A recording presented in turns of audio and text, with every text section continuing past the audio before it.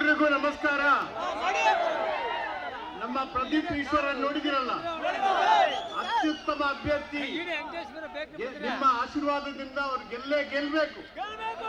ಇಲ್ಲಿ ಈ ಒಂದು ಕ್ಷೇತ್ರ ವಿಮೋಚನೆ ಆಗಬೇಕಾದ್ರೆ, ಈ ಕ್ಷೇತ್ರ ವಿಮೋಚನೆ ಆಗಿ ಎಲ್ರಿಗೂ ಕೂಡ ಸರಿಯಾದಂತ ನ್ಯಾಯ ಸಿಗಬೇಕಾದ್ರೆ, ಸರಿಯಾದಂತ ಒಂದು ಸಾಮಾಜಿಕ ನ್ಯಾಯ ಸಿಗಬೇಕಾದ್ರೆ, ಸರಿಯಾದಂತ ರಾಜಕೀಯ ನ್ಯಾಯ ಸಿಗಬೇಕಾದ್ರೆ ನಮ್ಮ ಕಾಂಗ್ರೆಸ್ ಪಕ್ಷದ ಅಭ್ಯರ್ಥಿಯಾದಂತ ಪ್ರದೀಪ್ ಈಶ್ವರ್ ಅವರು ಗೆದ್ದು ಬರಬೇಕು.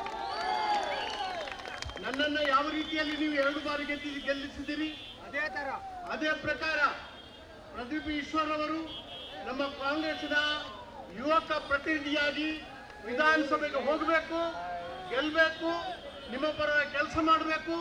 ನಿಮ್ಮ ಎಲ್ಲಾ ರೀತಿಯ ಸಮಸ್ಯೆಗಳನ್ನ ಪರಿಹಾರ ಮಾಡಬೇಕಾದ್ರೆ, ಯಾವ ಒಂದು ಶೋಷಣೆಯನ್ನ ಈಗ ಎದುರಿಸ್ತಾ ಇದ್ದೀರಿ, ಯಾವ MLA ನಮ್ಮ ಪಕ್ಷದಲ್ಲಿದ್ದು ನಮ್ಮ ಕಾಂಗ್ರೆಸ್ ಪಕ್ಷಕ್ಕೆ ದ್ರೋಹ ಮಾಡಿ ಇವತ್ತು ಬಿಜೆಪಿಗೆ ಹೋಗಿದ್ದಾರೆ, ಅವರನ್ನ ಖಂಡಿತವಾಗಿ ಸೋಲಿಸಲೇಬೇಕು.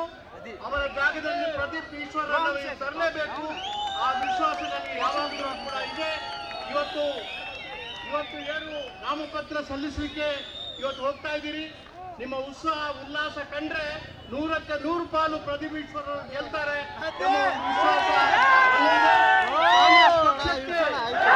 ಪ್ರದೀಪ್ ಈಶ್ವರ್ ಅವರಿಗೆ